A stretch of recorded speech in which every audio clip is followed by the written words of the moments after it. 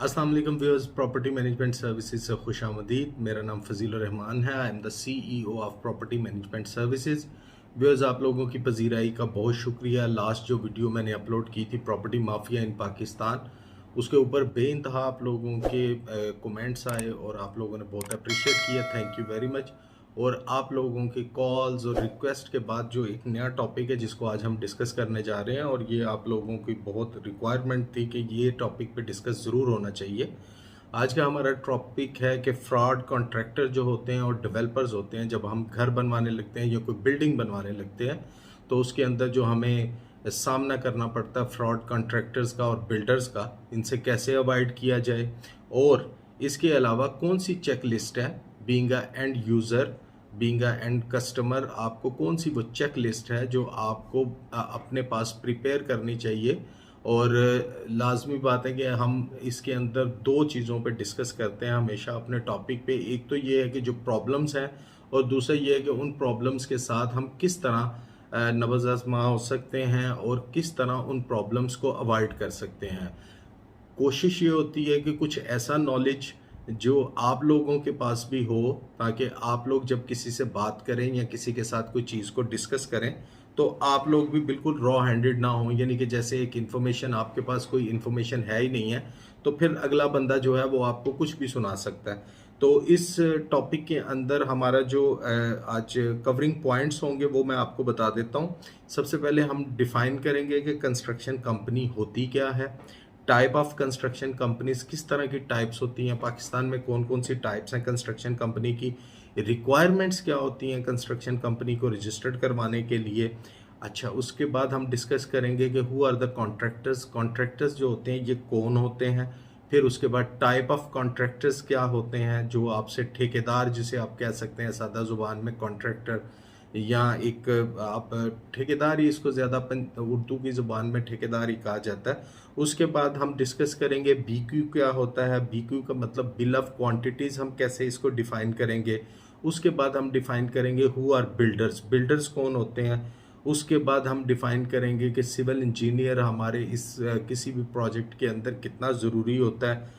What is the soil test, ये आपके topic पे, आपके एंड पे आएगा, जिसमें कस्टमर लर्निंग करेगा कि मैं जब एक चीज़ को बनवाने जा रहा हूँ तो मुझे क्या क्या चीज़ों की ज़रूरियात है। सॉइल टेस्ट क्या होता है, what is steel structure, steel structure क्या होता है। क्योंकि अमूमन यही बात की जाती है कि सिर्फ जी एक नक्शा होता है और नक्शे पे घर बन जाता है, ऐसा नहीं होता। ये पार्ट्स होते हैं इसके।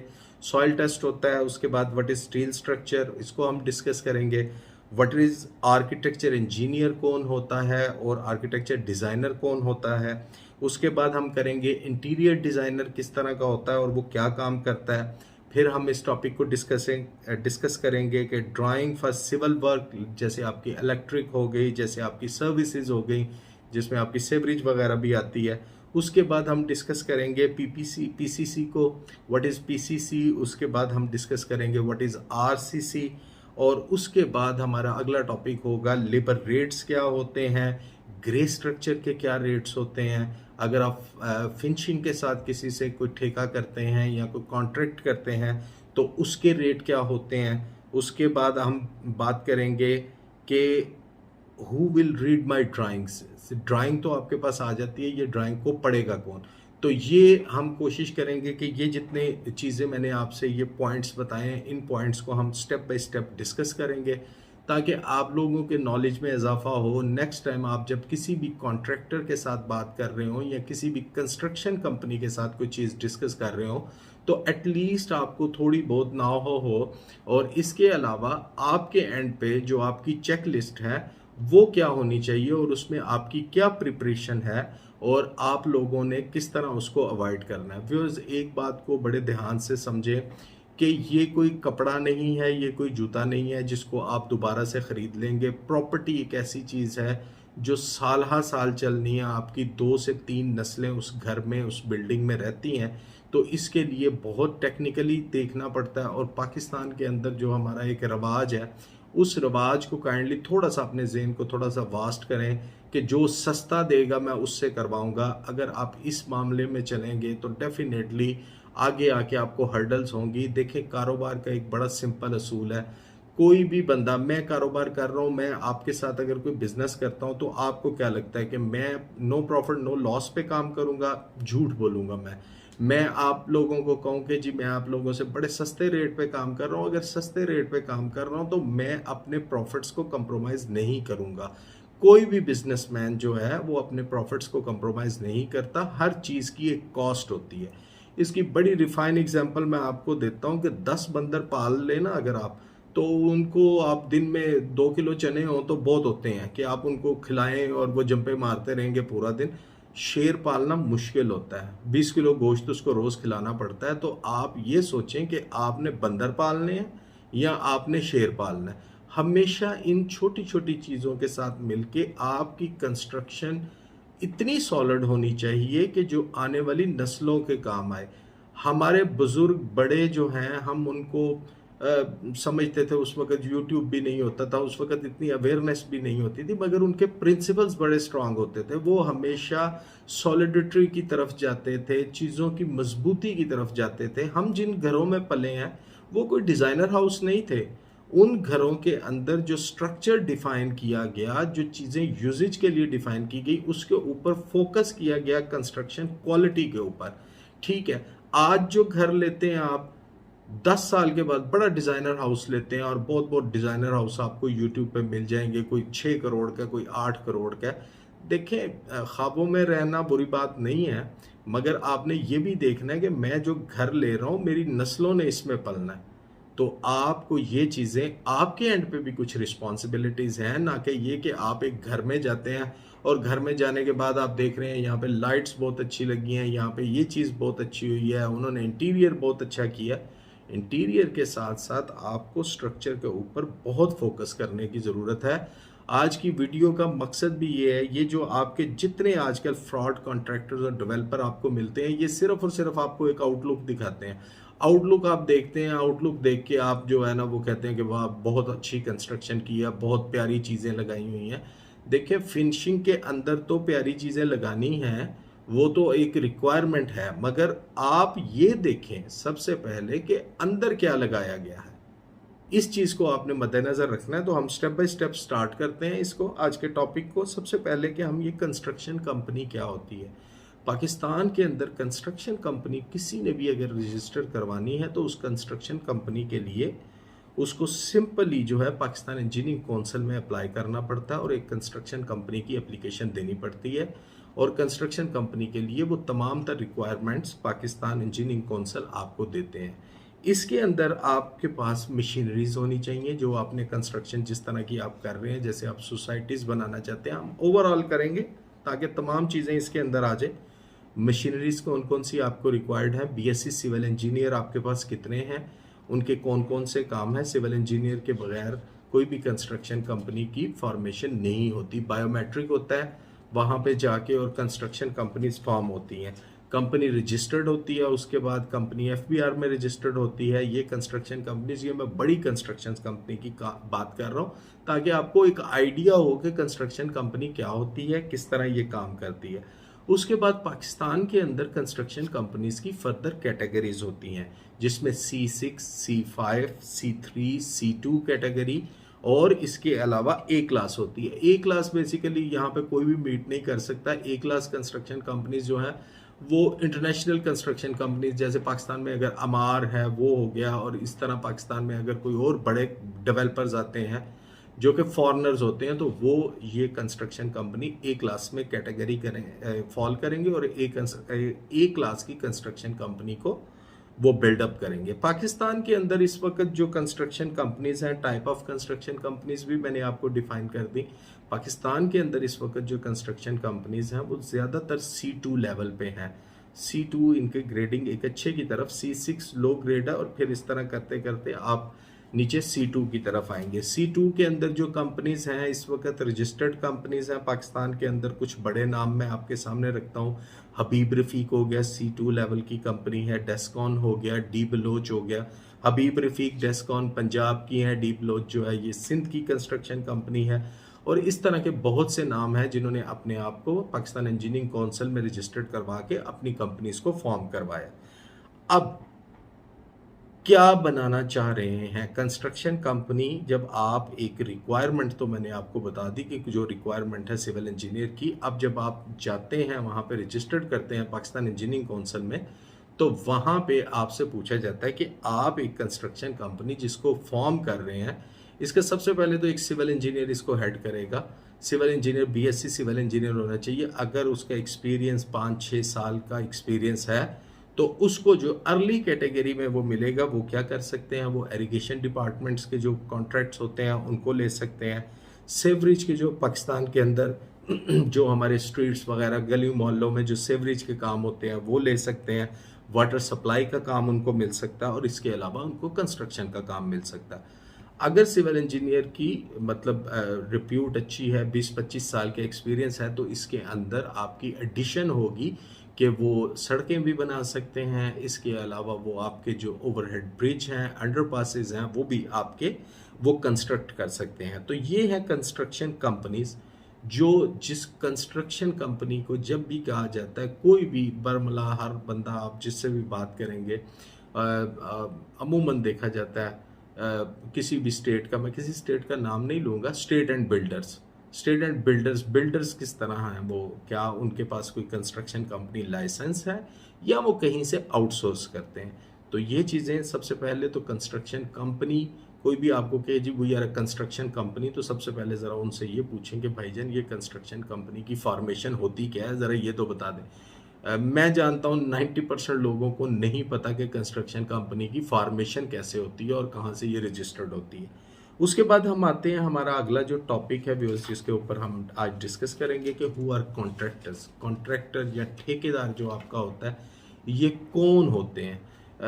इसको स्टार्ट करने से पहले मैं आपके साथ काइंडली माइंड ना कीजिएगा वीडियोस की लेंथ जो है, क्योंकि जब मैं डिफ़ाइन कर रहा होता हूँ, ये मेरे 9 साल का एक्सपीरियंस है जो मैं आप लोगों के साथ शेयर करता हूँ, तो इसके अंदर लामहला कुछ बातों में से बातें निकलती रहती हैं। जो जो चीज़ें मेरे जहन में हैं, मेरी कोशिश ये होती है कि मेरे व्यूअर्स वो देखें और उनके लिए ये एक लर्निंग प्रोसेस हो, ना कि ये कि मैं कोई एडवर्टीजमेंट के लिए नहीं कर रहा। जहाँ पे जिस जगह पे एडवर्टीजमेंट करनी है उस जगह पे मैं बिल्कुल बरमला बताता हूँ कि ये मेरा प्रोजेक्ट है, ये मैं सेल आउट कर रहा हूँ। लाजमी बात है कि मैं भी बिज़नेस कर रहा हूँ और बिज़नेस के अलावा, मगर जो मेरी सोशल कॉज के लिए जो वीडियोस हैं वो बिल्कुल अलहदा से होती हैं और उसके अंदर मैं इसकी कोई टाइमिंग का ध्यान नहीं रखता, क्योंकि मेरी कोशिश होती है कि जो जो मेरे जहन में है वो आप लोगों तक मैं पहुंचा दूं और ये आने वाले कई अरसा तक ये लोग ये देखते रहेंगे। आज मैं आपको एक छोटी सी बात बताता हूँ। आज मैं यूट्यूब पे देख रहा था,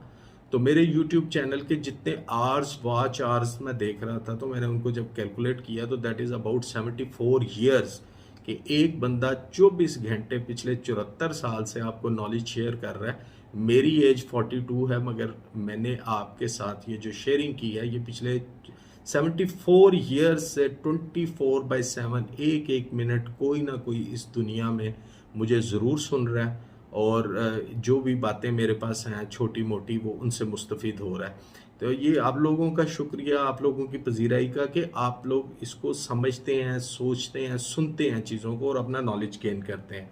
अब हम आते हैं कि कॉन्ट्रैक्टर कौन होता है। कॉन्ट्रैक्टर बेसिकली एक ठेकेदार होता है, एक ऐसा आदमी, एक ऐसा शख्स, क्योंकि कंस्ट्रक्शन कंपनीज की बात तो हमने अलग से कर दी, उनके पास तो अपने सिविल इंजीनियर्स होते हैं, लेबर, पूरी वो टीम्स उन्होंने बनाई होती हैं और वो टीम्स जो हैं वो प्रॉपर एक काम करती हैं।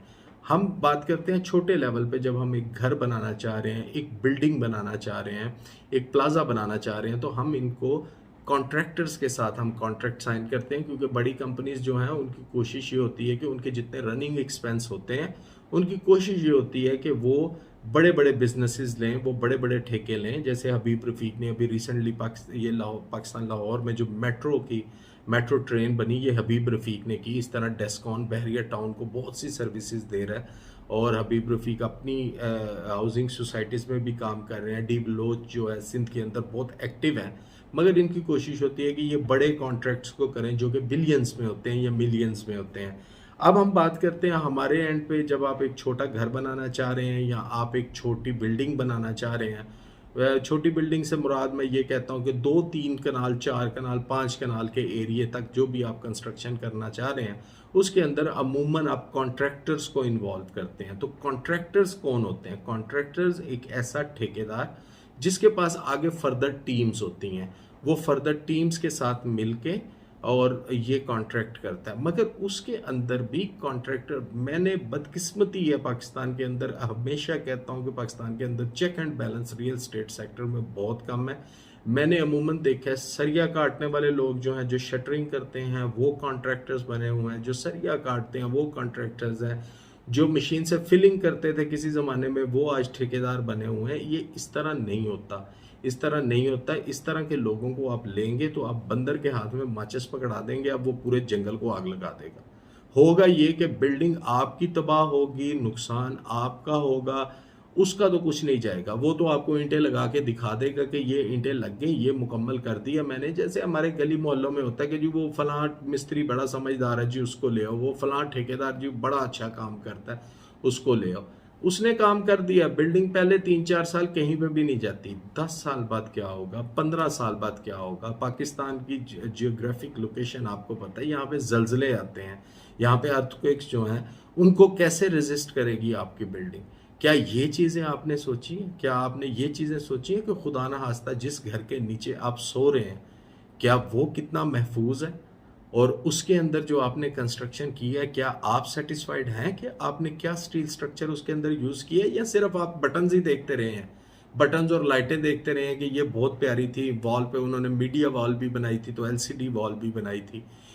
थोड़ी सी मैं इसके अंदर कोशिश ये करता हूँ, दोनों साइडों की गलतियों को मैं मेरी हमेशा से कोशिश होती है कि यूज़र की गलती को भी, जो एंड यूज़र है उनकी भी गलती है, वो भी चमकती चीज़ों के पीछे भागते हैं। और जो बिज़नेस कर रहे हैं, अल्लाह की मेहरबानी से उनके अंदर कोई ऐसी एक, आप ये कह लें कि एक ऐसी एक आफत आ गई है आज के दौर में कि 50,000 रुपया भी है ना, बस अपना ईमान बेच दो, देखी जाएगी जो होगा। ना हमने मरना है, ना हमने कभी जाके अल्लाह को मुंह दिखाना है, और ना ही कभी किसी जगह पे हमने करना है कोई जवाबदेह है। मुझे ये बताएं कि मैं आज एक बिल्डिंग कंस्ट्रक्ट कर रहा हूँ, मैं आज मर जाता हूँ, मैं ऊपर चला जाता हूँ, राफ में बैठा हुआ हूँ वहाँ पे, अगर यहाँ पे बिल्डिंग कोलैप्स होती है, 10 बंदे मरेंगे, तो आप क्या सोचते हैं?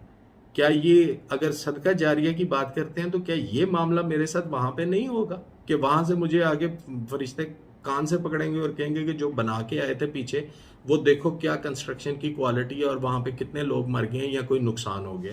मेरा बिलीव तो इस तरह का जी, हम जो अपने प्लाजास बनाते हैं, मैं इस बिलीव के साथ काम करता हूँ, पैसे 2 पैसे कम बच जाए, राज़िक अल्लाह की ज़ात है।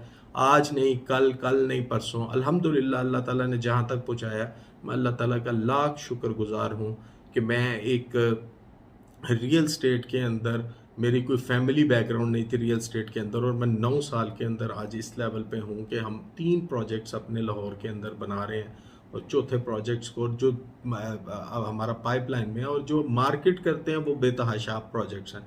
मगर चीज़ों को मैं थोड़ा सा कीन होके ऑब्ज़र्व ज़रूर करता हूँ कि कुछ ऐसी चीज़ें आप लोगों के सामने लाई जाएँ, कोई ऐसी चीज़ें मार्केट की जाए जिनका कम से कम बनाने वालों का कोई ना कोई, जो दुनिया के सेटल्ड पैटर्न है, उनको तो कोई फॉलो करे। ऐसा नहीं है कि बस जी ये चीज़ बनी है, फजील साहब को 50,000 रुपया, लाख रुपया कमीशन आनी है, अल्लाह अल्लाह खैर सल्ला, अब जो अगला है वो मरे डूबे जो मर्जी हो, ऐसा नहीं होना चाहिए। अल्लाह ताला माफ़ करे, इस तरह की चीज़ों से इंसान कभी भी ग्रो नहीं कर सकता। आप वक्ती तौर पे थोड़ा पैसा कमा लेंगे, वक्ती तौर पे आप आज 50,000 रुपया कमा के, ये मेरा उन बिल्डर्स के लिए भी है जो कंस्ट्रक्शंस करते हैं, कि आप किसी जगह पे कोई डंडी मार के 30,000 50,000 रुपया आज आप ले गए हैं, बच्चों को साइकिल ले दी है, किसी को मोटरसाइकिल ले दी है, कुछ कर लिया है, मगर ये सोचें कि उस घर के अंदर जो आप बना रहे हो, उस घर के अंदर वो फैमिली रह रही है। अगर 5 साल बाद, 10 साल बाद अगर उस बिल्डिंग को कुछ हुआ और उसके अंदर अगर आपके बच्चे हों, तो आपके ज़हन में क्या ख्याल आना चाहिए? कुछ सोचना चाहिए। मेरी बिल्डर से भी गुजारिश है, तमाम तर लोगों से यही रिक्वेस्ट होती है, कस्टमर से भी यही, कि चीज़ों को वाइज सोचें। हम सोचते हैं हमारे बड़े जो है ना वो बेवकूफ़ थे, हम बहुत नॉलेजेबल हैं, हमें सारी चीज़ों का पता है। ऐसा नहीं है, हमारे प्रिंसिपल्स बहुत गंदे हो चुके हैं, हम इस वक्त करप्शन से, लूट मार से, आप कह लें कि डूबी हुई कौम है उसके अंदर। हमारे बड़ों के पास इतना पैसा नहीं होता था जितना आज हमारे पास पैसा है, मगर वो लोगों के प्रिंसिपल्स बहुत अच्छे होते थे, उन लोगों का ज़िंदगी गुजारने के चेक एंड बैलेंस बहुत अच्छे होते थे, और इसलिए वो सुकून की ज़िंदगी गुजार के इस दुनिया से गए। और मेरा ख्याल है आगे भी अल्लाह ताला सबके माँ बाप को अपनी रहमत में रखे, और जिनके वालिदैन, जिनके बड़े इस दुनिया से चले गए, अल्लाह ताला उनको गरीक़ रहमत करे। आगे हम अब बात करते हैं कि कॉन्ट्रैक्टर्स की जो टाइप मैंने आपको बताई है कि कॉन्ट्रैक्टर की टाइप के अंदर जब भी आप किसी कॉन्ट्रैक्टर को, ये जो इस तरह के कॉन्ट्रैक्टर्स हैं ना कि जी मेरे पास शटरिंग है तो मैं कॉन्ट्रैक्टर हूँ, मैं सरिया बांध लेता हूँ तो मैं कॉन्ट्रैक्टर हूँ, मैं फलां बंदा हूँ तो मैं कॉन्ट्रैक्टर, उसको बोलेंगे अपनी कोई पुरानी बिल्डिंग दिखाओ बनी हुई जिसको 4 साल गुजर गए हों, 5 साल गुजर गए हों। ये नहीं, ये मैंने ये काम भी पकड़ लिया, मैंने ये काम भी पकड़ लिया, मेरे पास बैरिया में 10 काम है।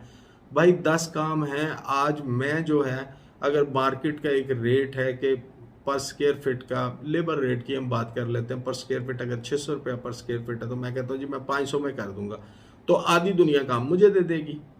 ये तो बड़ी सिंपल बात है ना। मैंने डिलीवर क्या किया, मेरे पास मेरी स्ट्रेंथ क्या है, ये हमने बिल्कुल उसको देखना है। टाइप ऑफ कॉन्ट्रैक्टर को जब आप चूज करें, आप लोगों को बहुत एहतियात करनी चाहिए, क्योंकि वो आपकी 3 नस्लों के लिए एक प्रॉपर्टी बना रहा है, ना कि आज आपके लिए सिर्फ बना रहा है जिसको आप अगले साल नहीं बदल सकते। प्लॉट लेते वक्त हम लोग बहुत सी चीज़ें देखते हैं, प्लॉट के इर्द गिर्द ये हो, यहाँ पे हो, वहाँ पे हो। जब हम कंस्ट्रक्शन की तरफ आते हैं, मत बनाए डबल स्टोरी, नहीं पैसे तो सिंगल स्टोरी बना के उसमें रह रहे हैं, जब अल्लाह ताला पैसे देगा दूसरी स्टोरी उसकी बना लीजिएगा, मगर कोशिश ये करें कि इसके अंदर किसी भी जगह पे अपने आप को कंप्रोमाइज़ ना करें। ये नस्लों के लिए चीज़ बन रही है। अब आए, इसकी मैं एक रिफाइन एग्जांपल आपको देता हूँ। अल्लाह ताला माफ़ करे, मैंने कुछ कॉन्ट्रैक्टर्स को देखा है कि जब वो फिनिशिंग के साथ आपके साथ रेट तय करते हैं, मुगल का स्टील अगर लगता है तो मुगल का स्टील सर्टिफिकेट के साथ आता है, अम्ब्रेली का स्टील लगता है तो अम्ब्रेली का स्टील सर्टिफिकेट के साथ आता है। कुछ ही स्टील्स हैं, मुगल हैं, अम्ब्रेली है, एसएस का स्टील है, उसके बाद एक तो और स्टील्स हैं जो कंपनी रजिस्टर्ड है। बाकी ये इतनी फर्नेसेस लगी हुई हैं, वहाँ से जाएं, सरिया उठाएं, मार्केट से 20 रुपये आपको सस्ता मिलेगा। स्ट्रेंथ टेस्ट है भाई? स्ट्रेंथ टेस्ट तो नहीं है। आज आपने 20 रुपये बचा लिए जी वो फलां फर्नेस से हमें मिला, ये आपने अपने साथ भी जुल्म किया और आने वाली नस्लों के साथ भी जुल्म किया, क्योंकि आपने यहाँ पे 20 रुपये कंप्रोमाइज़ किया। भाई ना बनाओ, नहीं पैसे हैं तो एक मंजिल बना लो। 2 मंजिल बनाने का कौन सा किसी ने कोई सर्टिफिकेट देना है आपको कि जी वो फलां साहब है उन्होंने 2 मंजिलों का घर बनाया, क्या बात है उनकी, जी हम भी बनाएंगे। एक हम भेड़ चाल के पीछे ऐसे पड़े हुए हैं कि जो हमने किसी को देख लिया, अपना मुंह लाल नहीं है तो थप्पड़ मार मार के लाल कर लो, मगर करना वही है जो फलां ने की है। इस तरह की चीज़ों से आप अवॉइड करें, अपने मटेरियल्स के ऊपर कंप्रोमाइज़ ना करें। उसके बाद आपके पास बिल ऑफ क्वांटिटीज, बीक्यू जिसे कहते हैं, बीक्यू आपके पास होना चाहिए। आप किसी भी, कोई भी लेबरर आपके पास आता है, कोई भी एक कॉन्ट्रैक्टर आपके पास आता है, आप उसको कहिए यार ये मुझे बीक्यू रेडी करके दो, मेरे इस मकान के अंदर कैलकुलेशन करवाएं, पहले कितनी ईंट लगेगी, कितना स्टील लगेगा, कितनी चीज़ें लगेगी, डिटेल्स में जाएं, डिटेल डिस्कशन करें उसके साथ। कोई ऐसा मसला नहीं है, वो उसके चार्जेस अगर कोई लेता है वो आपसे चार्जेस ले ले, आप उसको चार्जेस दे दें। मगर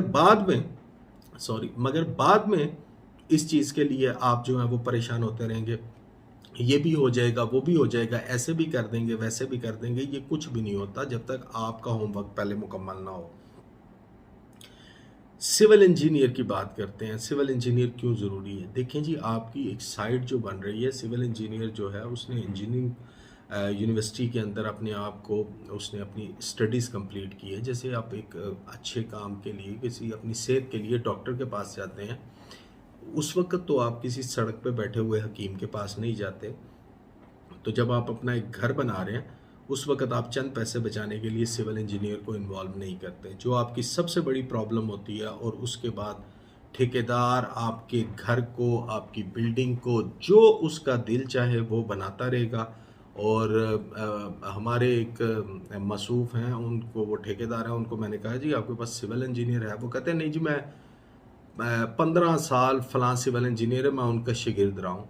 भाई 15 साल आप शागिर्द रहे हैं, आपकी एजुकेशन तो नहीं है, आपको ड्राइंग नहीं पढ़नी आती, आपको ड्राइंग नहीं पढ़नी आती, आपकी 15 साल की शागिर्दी का हमने क्या करना है? ये वो कोई शागिर्दी को पंचर लगाने वाली दुकान है कि जहाँ पे शागिर्दी है? अल्लाह ताला ही माफ़ करे। कॉन्ट्रैक्टर्स भी इस तरह के हैं। एक साहब से मैं मिला, मैंने कहा जी आप क्या कर रहे हैं? कि उन्होंने कहा जी मैं बैरियर टाउन कराची में घर बना रहा हूँ। तो मैंने कहा आप तो शायद आपने अपने घर भी शुरू किए थे। कहते हैं हाँ, उसके अंदर तो मुझे 10-10 लाख रुपए का लॉस हो गया, अब मैं लोगों के बनाता हूँ। तो मैंने कहा अगर आपको खुद से लॉस हो गया तो लोगों के आप कैसे बना रहे हैं?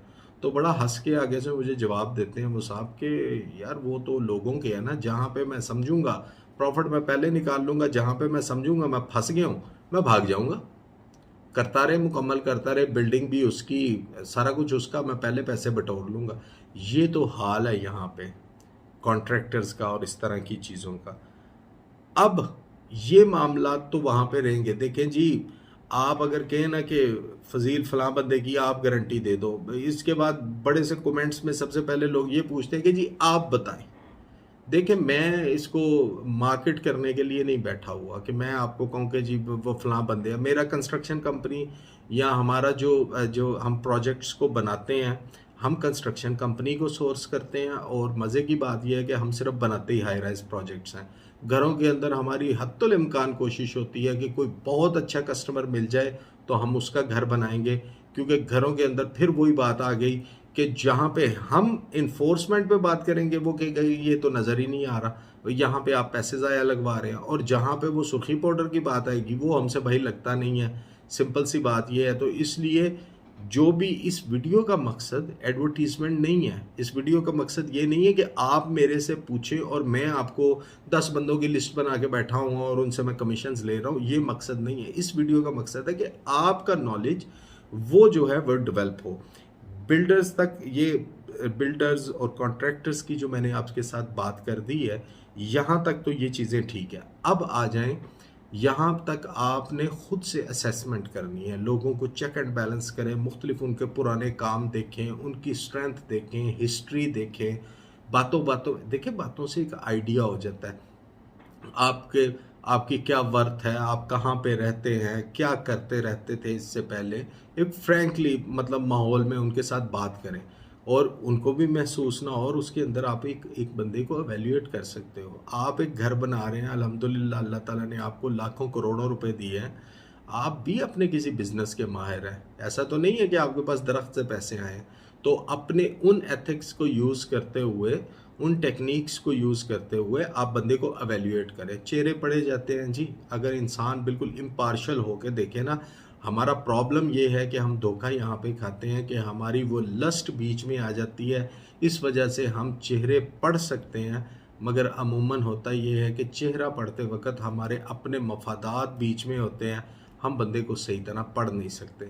अब बहुत से लोगों को मैंने देखा, वो बड़े इंस्पायर होते हैं कि जी वो फलां बंदा मिलियनेयर है, बिलियनेयर है। भाई मुझे उससे क्या, मेरे जेब में तो जो मेरे पैसे हैं वो मेरे पैसे हैं। मुझे तो कोई उसके लिए वो कोई ना गाड़ी में पेट्रोल डलवा के देगा, ना कभी कोई मुश्किल होगी मुझ पे, मेरे बच्चों पे अल्लाह ना करे, तो वो मेरे लिए तो कोई कुछ नहीं करेगा। तो मैं क्यों इंस्पायर हो रहा हूँ? इंस्पायर होएं किसी के नॉलेज से, किसी की दी हुई किसी बात से। वो बात शायद आपके लिए पूरी ज़िंदगी काम आए। अब हम बात करते हैं, आप एक घर बनाने जा रहे हैं। ये तो बात हो गई कॉन्ट्रैक्टर तक, ये मैंने बात कर दी। कॉन्ट्रैक्टर की आगे टाइप्स भी होती हैं, जिसमें लेबर के साथ कॉन्ट्रैक्टर, लेबर कॉन्ट्रैक्टर्स होते हैं वो सिर्फ लेबर का काम करते हैं। इसके बाद कुछ कॉन्ट्रैक्टर्स होते हैं वो ग्रे स्ट्रक्चर तक काम करते हैं, और कुछ कॉन्ट्रैक्टर्स ऐसे होते हैं वो आपके साथ पूरा फिनिशिंग तक का काम करते हैं, आपकी बिल्डिंग को पूरा फिनिशिंग तक लेकर जाते हैं।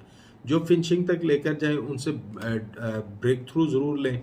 क्या लगाएंगे, कैसे लगाएंगे, कहाँ लगाएंगे, क्या मटेरियल्स होंगे, क्या टर्म्स एंड कंडीशंस होंगी, 10 दफ़ा पढ़ें टर्म्स एंड कंडीशंस को। कोई जल्दी नहीं है, घर बना रहे हैं, ज़िंदगी में एक नहीं तो 2 दफ़ा बना लेंगे।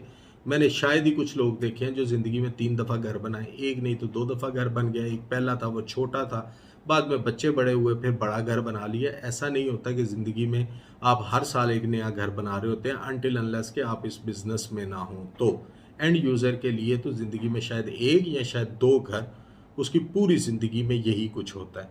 अब हम बात करते हैं कि आप एक एंड कस्टमर हैं, आप एक यूज़र हैं, आप अपना घर बनाने लगे हैं, आपके पास प्लॉट मौजूद है। अब आपने करना क्या है, स्टेप्स हैं उनके, उन स्टेप्स को आपने फॉलो करना है। सबसे पहली चीज़, बड़ी इंपॉर्टेंट चीज़ है, हम सारे मिस करते हैं।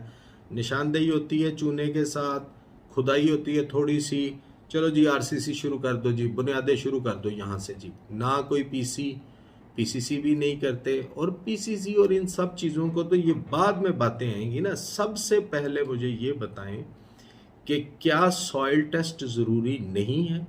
जहाँ पे आप 2 मंजिला घर बना रहे हैं, 3 मंजिला घर बना रहे हैं, 12 मंजिला बिल्डिंग बना रहे हैं, या कुछ भी आप बना रहे हैं, आप कोई प्लाजा बना रहे हैं, कोई मॉल बना रहे हैं, या कोई छोटा नीचे घर ऊपर दुकानें, या ऊपर घर नीचे दुकानें, इस तरह का कोई भी आप कॉन्सेप्ट कर रहे हैं, तो क्या आपको अपनी बिल्डिंग की स्ट्रेंथ के लिए जो सबसे पहली चीज़ है वो आपका सॉइल टेस्ट है। सॉइल टेस्ट किसी ऐसी कंपनी से करवाएं जो पाकिस्तान इंजीनियरिंग काउंसिल से अप्रूव हो, वो सॉइल टेस्ट का आपको सर्टिफिकेट देंगे। मुख्तलिफ कंपनीज आपको मिल जाती हैं सॉइल टेस्ट के लिए, बहरिया टाउन, डीएचए, इस तरह की जगहों पे सॉइल टेस्ट के लिए उनकी लिस्टेड कंपनीज उनके गज़ट पे मौजूद होती हैं, जिनका वो राब्ता नंबर आपको दे दिया जाता है और वो आपका सॉइल टेस्ट कर देते हैं। वन थिंग, सॉइल टेस्ट होने के बाद आप उस सॉइल टेस्ट की कॉपी अपने स्टील स्ट्रक्चर के पास वाले के पास लेकर जाएं। अब यहाँ पे आके आपको कन्फ्यूजन होगी कि अमूमन ये होता है, और मैं आज शायद एक नई बात करने लगा हूँ जो मेरे एक्सपीरियंस के मुताबिक है। अमूमन ये होता है कि हम अपने ख्वाबों का घर, डीएचए में एक घर देखा, बहरिया में एक घर देखा, ये घर बहुत प्यारा जी, यही घर मैंने बनवाना है, इसी तरह का डिज़ाइन हो, यही सारा कुछ हो, और उसकी तस्वीर खींची, अपने आर्किटेक्चर इंजीनियर को जाके कहा कि भाई ये तस्वीर है, इस तस्वीर के मुताबिक मुझे ये घर बना दो। आर्किटेक्चर अल्लाह ताला खुश रखे, उन्होंने भी कहा चले ठीक है जी, आगे साहब, अब इन्होंने तो बनवाना ही बनवाना, मैं इनको बना देता हूँ।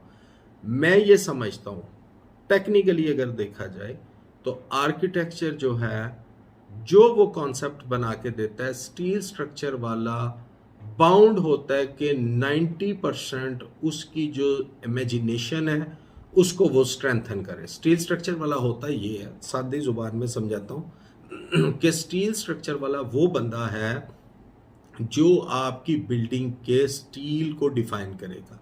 आपकी स्लैब कितनी होगी छत की, कौन सा पिलर आगे आएगा, कौन सा पिलर पीछे जाएगा, अगर आपने कोई आगे टेरेस बना रहे हैं वहाँ पे कितने पिलर्स होंगे, नीचे से फाउंडेशन कितनी उठानी है, स्टील से रिलेटेड, इन्फोर्समेंट से रिलेटेड, सरिये से रिलेटेड जितना भी काम है और जितना भी डिज़ाइन है, ये सारा स्टील स्ट्रक्चर वाला करेगा।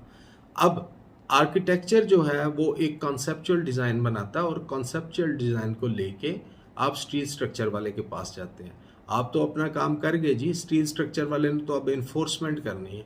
अब यहाँ पे आपका पैसा ज़ाया होता है, वो इस वजह से कि आपने जिस घर के मॉडल को देखा है, मे बी पॉसिबल वहाँ पे दीवार के ऊपर दीवार ना हो, वहाँ पे वो उन्होंने एजेस बहुत ज़्यादा आगे निकाले हो, वहाँ पे उन्होंने निशें, बालकनीज बहुत ज़्यादा बनी हो, जहाँ पे आपको री इन्फोर्समेंट के लिए स्टील यूज़ करना है।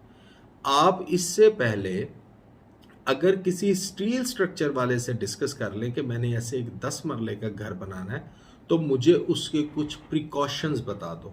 वो आपको बताएगा कि जी दीवार के ऊपर दीवार रखें, आपकी सेविंग होगी, स्टील ज़्यादा नहीं लगेगा। नीचे से दीवार आ रही है, वही दीवार उसी कमरे के ऊपर एक कमरा बन रहा है, इन्फोर्समेंट हो रही है।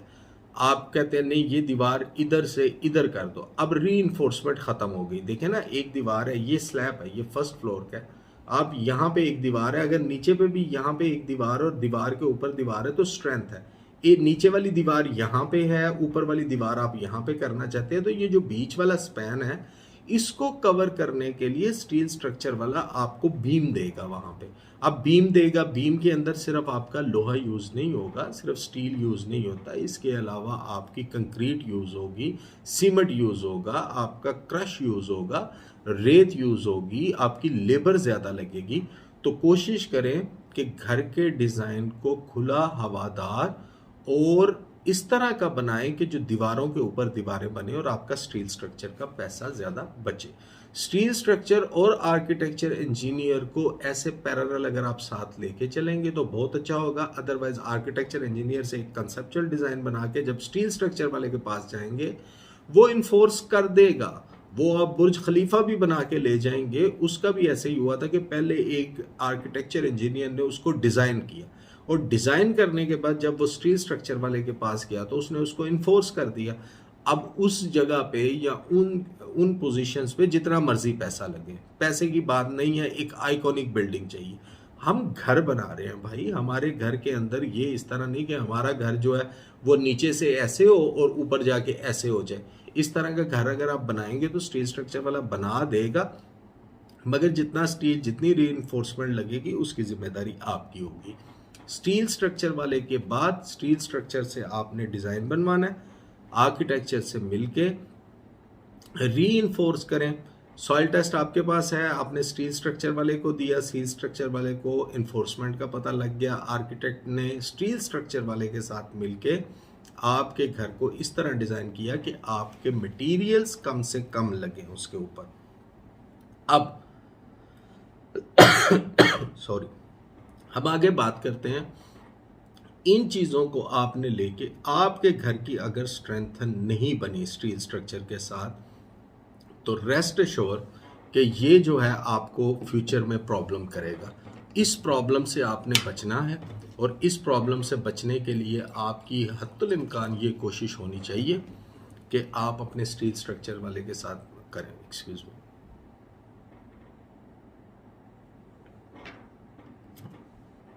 अब हम आगे बात करते हैं कि स्टील स्ट्रक्चर वाले ने आपको ड्राइंग दे दी, आर्किटेक्चर ने आपको ड्राइंग दे दी, सॉइल टेस्ट आपके पास मौजूद है।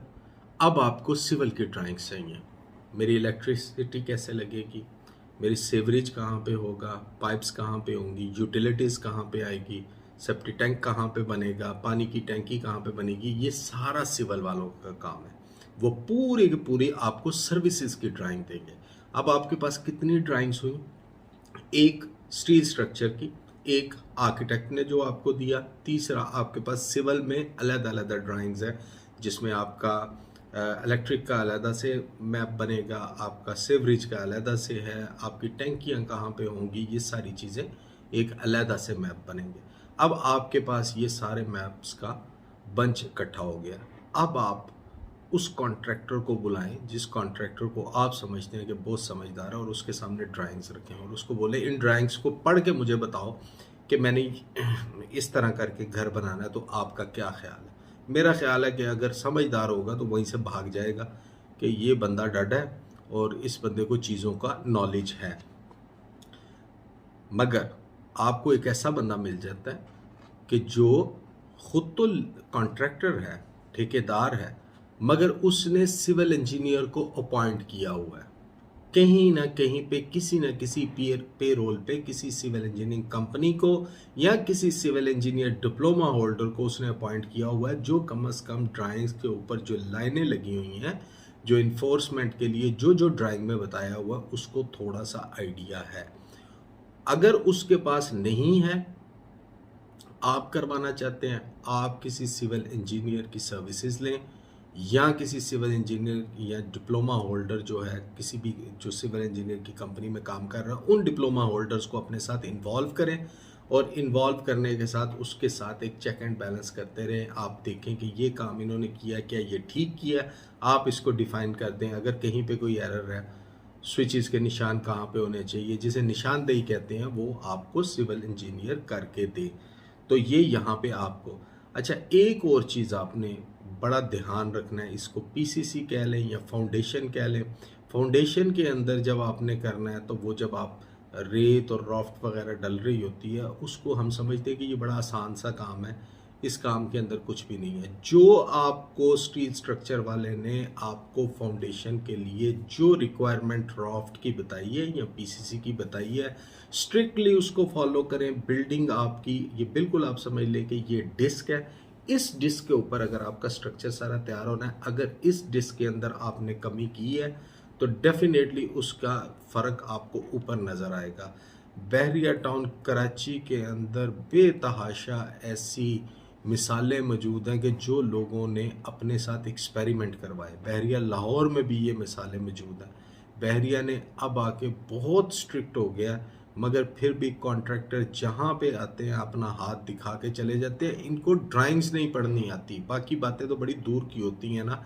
ये जो ठेकेदार बने फिरते हैं, इनके या तो इनके पास अपनी शटरिंग्स होती हैं, उसमें ये कमाइयाँ कर रहे होते हैं और ये कहते हैं जी हम ये भी कर देंगे वो भी कर देंगे। वो भाई वो सड़क पे जाना, वहाँ से जाके 3 मजदूर मिस्त्री ले आने, इनसे ज़्यादा टेक्निकल मिस्त्री मजदूर होते हैं। उनको बातों की समझ आती है, उनको चीज़ की समझ आती है, क्योंकि वो एक ही चीज़ को करते रहते हैं, कंटिन्यूस करते रहते हैं। दीवार बनानी तो कम से कम उनको आती है। बाकी आपने मैप के मुताबिक चलना है। आपका कॉन्ट्रैक्टर मैं ऐसे करूँगा, मैं ये हो जाएगा वो हो जाएगा, नहीं साहब तो आनू नहीं पता, मैं फलां दा शिगिर्द रहा नहीं। एज पर मैप डिस्कस करें, एज पर मैप जो एक कंपनी ने आपको बना के दी है। देखिए स्टील स्ट्रक्चर की जो कंपनी है ना, वो पाकिस्तान इंजीनियरिंग काउंसिल में रजिस्टर्ड होती है। जिस वक्त आपकी बिल्डिंग मुकम्मल होती है, स्टील स्ट्रक्चर का आपको रीइंफोर्समेंट का सर्टिफिकेट मिलता है। हमें रिसेंटली हमारा जेपी टावर का जो प्रोजेक्ट कंप्लीट हुआ है, हमने जिन स्टील स्ट्रक्चर्स वालों को इन्वॉल्व किया था, उन्होंने आके वो टाइम टू टाइम हर स्लैब पे आके वो टेस्टिंग करते रहे हैं। और जब ये मुकम्मल हुआ, उन्होंने आके जो भी टेस्ट करने थे वो टेस्ट करके हमें सर्टिफिकेट दिए। आज अल्हम्दुलिल्लाह मैं एक चीज़ से सेटिस्फाइड हूँ कि मैं शायद 10 साल 15 साल या शायद मैं 10 मिनट भी ना जीऊँ, मगर अगर जो भी ज़िंदगी जीऊँगा, मैं ये सेटिस्फाइड हूँ कि अल्हम्दुलिल्लाह मैंने जो बिल्डिंग तैयार की थी उसके अंदर मैंने एक प्रॉपर कंपनी को इन्वॉल्व किया, मैंने प्रॉपर स्टील यूज़ किया। अल्लाह का शुक्र है, बाकी छोटी मोटी वेयर एंड टेयर को नहीं मद्देनज़र रखते, मगर स्टील स्ट्रक्चर मेरा इस तरह का है कि अल्लाह ताला ने चाहा तो इंशाअल्लाह 50-100 साल ये बिल्डिंग वहाँ पे खड़ी रहेगी। तो ये इस तरह का कॉन्फिडेंस अगर आपके अंदर भी आ जाए कि ये मैंने बिल्डिंग बनाई है और ये मेरी प्रॉपर्टी 50-100 साल खड़ी रहेगी मेरी आने वाली नस्लों के लिए। देखें जी, अगर आप ये बात सोचें, और बहुत से माशाल्लाह ज़हीन लोग ये मेरी बात को सुन के ये कह रहे होंगे कि कल किसने देखा है, 10 साल किसने देखे हैं। अगर ये होता तो आज आप जो फ्रूट खाते हैं, ये दरख्त भी उन लोगों ने लगाए हैं जो अपनी ज़िंदगी में वो फ्रूट नहीं खा सके, मगर उन्होंने वो गुठली ज़रूर लगाई है कि मेरी आने वाली नस्लें खाएंगी। इस तरह सोचें, थोड़ा सा स्पैन बड़ा करें अपनी सोच का। सिर्फ अपने लिए सोचना, अपने लिए सोचना और सिर्फ अपने लिए सोचना इंसानियत ये नहीं है, ये माजरत के साथ ये जानवरियत है। अगर आप देखें तो जो एनिमल्स हैं या जानवर हैं, वो सिर्फ अपने लिए सोचते हैं, अपना ठंडा गरम अच्छा बुरा वो देखते हैं, बाकी उनको कोई परवाह नहीं होती। इंसान का मतलब ये है, जिसे अशरफुल मखलूक़ात कहा जाता है, उसका मतलब ये है कि वो आने वाली नस्लों के लिए भी और आने वाले कल के लिए भी प्रिपरेशन करता है। सूरह यूसुफ को अगर आप देखें तो वो वहाँ पे जो पिरामिड्स बने थे, जो हज़रत यूसुफ ने तमीर करवाए थे, वो कहत के अंदर जो गल्ला स्टोर होना था, वो उसके लिए वो सबसे बड़ा आर्किटेक्चरल इंजीनियरिंग का, अगर आज तक दुनिया में वो सबसे बेहतरीन वो कंस्ट्रक्शन मानी जाती है। तो वो क्यों किया था? वो भी रहने देते, हमें क्या पता है कल को कौन आएगा कौन नहीं आएगा, गला क्यों सेव करना है। ऐसा नहीं होता। हमेशा आज अपने जो भी आज आप करते हैं, मैं जहाँ पे आज खड़ा हूँ, इसमें मेरे माँ बाप, मेरे दादा दादी, मेरे फोर फादर्स की मेहनत है कि उन्होंने हमें करते करते करते करते ज़िंदगी के एक ऐसे स्टेप पे ले आए कि जहाँ से आज मुझे वो रोटी की फ़िक्र नहीं है। तो मैं आप लोगों के साथ बैठ के डिस्कशंस कर रहा हूँ और बड़ी हेल्दी डिस्कशंस हो रही हैं और मैं एक एक घंटा आपके साथ स्पेंड कर रहा हूँ। अगर मेरी जान की ये अजाब हो कि मैंने बच्चों को पालना कैसे है, तो मैं आप लोगों के साथ ये डिस्कशंस कर पाऊँगा। अब हम आ जाते हैं अगले टॉपिक के ऊपर कि रेट्स मार्केट के अंदर जो चल रहे हैं, ये मैं बहुत एस्टिमेटेड से रेट हैं, ये मैं आपको बता रहा हूँ। तकरीबन जैसे आप ये कह लें कि अगर आप लेबर किसी कॉन्ट्रैक्टर के साथ लेबर पे बात करते हैं तो वो तकरीबन कराची के अंदर 600 रुपया और लाहौर के अंदर तकरीबन 450 से 500 रुपया ले लेगा, क्योंकि यहाँ पे लेबर कंपैरेटिवली सस्ती है, कराची में लेबर थोड़ी महंगी है। ये पर स्क्वायर फीट का रेट है। फिर उसके बाद अगर आप बात करते हैं कि कमर्शियल विद मटेरियल की बात करते हैं, ये मैं कमर्शियल का रेट आपको बताया 600 और 450 500। और कमर्शियल की बात करते हैं विद मटेरियल की, तो ये तकरीबन 3000 से लेके 3400 रुपया पर स्क्वायर फीट तक होता है, और फिर बिल्डिंग के जितने भी स्क्वायर फिट्स हों वह कैलकुलेट होते हैं। रेजिडेंशियल के लिए कराची के अंदर लेबर रेट है जी 700 रुपया, लाहौर के अंदर आप कह सकते हैं तकरीबन 600 रुपया। रेजिडेंशियल विद मटेरियल्स के साथ कराची में रेट 3 से 4000, लाहौर के अंदर तकरीबन 3200 से लेके 3600 रुपये के दरमियान ये रेट चलते हैं। कुछ लोग 2800 में भी कहते हैं, मगर अगेन वही बात हो गई कि कंस्ट्रक्शन आपने करवानी है, मटेरियल्स आपने डिफाइन करने हैं। BQ पे ज़रूर कंसिडर करें कि बिल ऑफ क्वांटिटी क्या लगाओगे, इनटेक गिनो, स्विच गिनो, ईच एंड एवरीथिंग गिनो। बहुत सी वीडियोस हमने कंस्ट्रक्शन के ऊपर मैंने घरों के ब्रेकडाउन बना के आपको दिखाए हुए हैं, वो भी वीडियोस के लिंक्स मौजूद हैं, या आप कमेंट्स में पूछ सकते हैं, मैं वो लिंक शेयर कर दूंगा। कंस्ट्रक्शन कॉस्ट आप लिखेंगे हमारे यूट्यूब चैनल पे जाके तो आपको वहाँ पे मिल जाएगा। अब रेजिडेंशियल जो है वो विद मटेरियल अगर आप ग्रे के साथ करते हैं तो 1800 से 2000 कराची के अंदर, लाहौर के अंदर आप 1600 से 2000 कह सकते हैं। तकरीबन मिलते जुलते ही यहाँ पे चीज़ें आएंगी। चेकलिस्ट आपको बता दी है, सॉइल टेस्ट होना चाहिए आपके पास, स्टील स्ट्रक्चर होना चाहिए, आर्किटेक्चर डिज़ाइनर इंजीनियर आपके पास हो।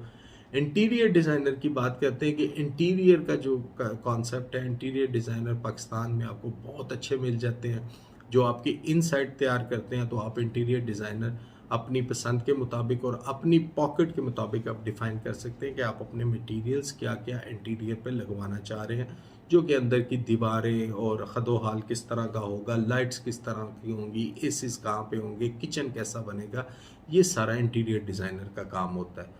स्टील स्ट्रक्चर वाला स्ट्रेंथन देगा आपको, आर्किटेक्चर जो है वो आपको आइडिया दे देगा, इतने बाई इतने का रूम होगा, उस रूम को डिज़ाइन कैसे करना है, ये आप इंटीरियर डिज़ाइनर की सर्विसेज को इसके अंदर यूज़ करेंगे। ये वो चेकलिस्ट थी व्यूअर्स जो मैं आपके साथ शेयर करना चाहता था।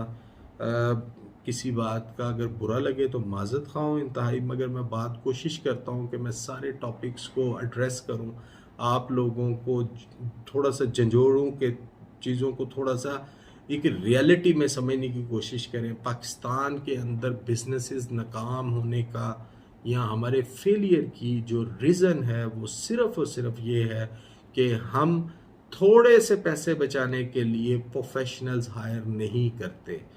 जब ज़िंदगी में किसी मुश्किल में आते हैं, बीमारी होती है, बेहतरीन से बेहतरीन डॉक्टर तो ढूंढना है, मगर जब आपकी रियल स्टेट, आपकी कंस्ट्रक्शन या आपकी ज़िंदगी के असासे की बात होती है तो उस वक़्त आप लोगों को सस्ता ढूंढना है। ज़िंदगी में कोई चीज़ सस्ती नहीं होती, हर चीज़ की एक कॉस्ट होती है। जो सस्ती होती है वो सस्ती ही होती है इसलिए आपको मिल रही है, और जो महंगी होती है उसके पीछे उसके जो अपने आप कह लें कि एक अच्छे पॉइंट्स होते हैं, उसकी वजह से वो महंगी होती है। तो महंगे सस्ते को काइंडली इग्नोर करें, अपनी ज़िंदगी को सुकून में लाएं। जो चीज़ की कॉस्ट है वो कॉस्ट लगनी है, और ये जुगाड़ों से बाहर निकलें, चीज़ों को रियलिटी में देखें, बिल्कुल साफ़ सुथरी चीज़ें करके किसी भी डिसीजंस को लेने से पहले 1000 दफ़ा उस चीज़ को सोचें, क्योंकि ये वो डिसीजंस हैं रियल स्टेट के, प्रॉपर्टी के, कंस्ट्रक्शन के, जो शायद कभी भी रीडू नहीं हो सकेंगे। आप इनको अनडू करना चाहें भी तो आप इनको अनडू नहीं कर सकते। ये वंस इन अ लाइफ है। अपना बहुत सा ख्याल रखिएगा व्यूअर्स। किस टॉपिक पे आप मेरे से इंफॉर्मेशन चाहते हैं, मेरे पास ज़िंदगी के जो 9 साल के अंदर एक्सपीरियंस है रियल स्टेट का, मैं आपके साथ शेयर करने के लिए तैयार हूँ। ज़रूर बताएं, आपके साथ ज़रूर डिस्कस करूँगा इन चीज़ों को। आपका बहुत बहुत शुक्रिया व्यूअर्स। टेक केयर, अल्लाह हाफिज़।